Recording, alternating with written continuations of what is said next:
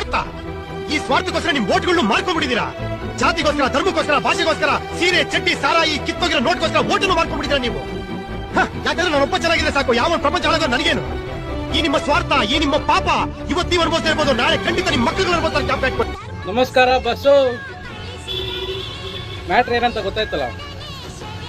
ನಮ್ಮ ದೇಶದ ಜನಗಳಿಗೆ ಸ್ವಲ್ಪನೂ ಸ್ಯಾಟಿಸ್ಫ್ಯಾಕ್ಷನ್ ಅನ್ನೋದೇ ಇಲ್ಲ.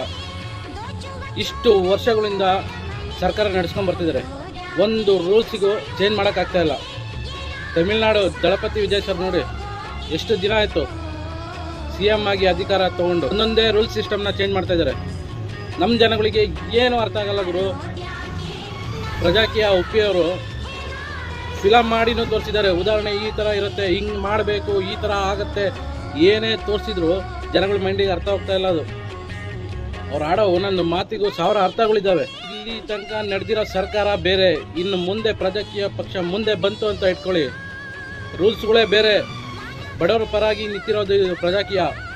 ಇನ್ನು ಮುಂದೆ ಆದರೂ ಜನಗಳು ಸತ್ತ ಪ್ರಜೆಗಳು ಅಲ್ಲ ಅನ್ನೋದನ್ನ ಪ್ರೂವ್ ಮಾಡಿ. ಏನೇ ಒಂದು ಕೆಲಸ ಆಗಬೇಕಂದ್ರೂ ಎಲ್ಲದಕ್ಕೂ ಹೋರಾಟ ಮಾಡಬೇಕು.